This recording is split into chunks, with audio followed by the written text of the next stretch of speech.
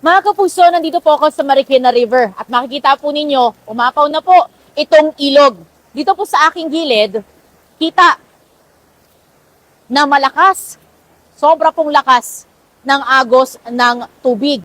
Kahapon po, umabot sa 17.5 meters ang antas ng tubig dito po sa ilog.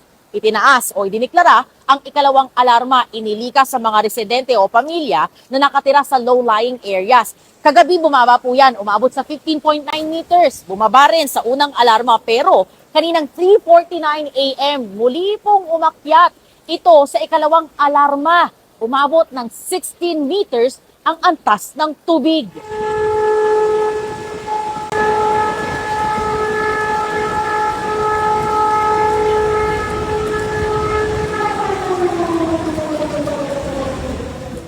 Ulang kasi kahapon, talagang malakas din. Dito, minsan, walang ulan. Sa taas, sa may parting Montalban, malakas ang ulan doon, kaya ang tubig, pababa. Ngayon, dito, umapaw. Mga ilang sarado, access road, sa Romeo Ramos to Underloop.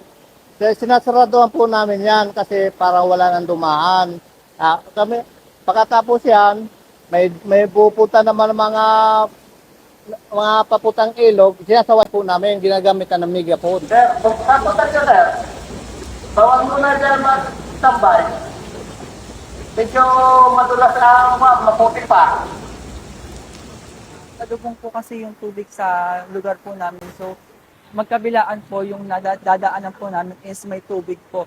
So, nag-decide po kami na mag-evacuate kasi nga po, for our safety na din po. And syempre po, sobrang hassle kasi hindi ka makatulog ng maayos, mahirap yung comfort room, and maingay po yung paligid. Ngayong umuulan, so, sobrang lamig po talaga. As in, siyempre, yung dala nyong gamit, hindi naman po, totally, kung ano yung nasa bahay niyo po eh. Kaya kung ano lang po yung meron na nadala namin, yun lang din po yung ginagamit mo naman. Meron din po tayo dito mga medic, kapulisan, saka po yung mga buntes, PWD, senior citizen. Kompleto naman po tayo dito. Tapos ginagawa naman po namin ng paraan na lahat po sila kahit paano mapakain natin ng maayos. Nandito po tayo ngayon sa ilang pang bahagi nitong Marikina River at ito po, kita na mabilis pong umaapaw yung tubig at sa mga oras po na ito, mag-aalas 6 na ng umaga, second alarm pa rin po itong Marikina River. Nasa 16, actually above 16 meters na po yung antas ng tubig. Yan po muna ang latest mula po rito sa Marikina City. Nakaabang po tayo sa mga susunod pang kaganapan o eksena mula po rito sa Marikina City.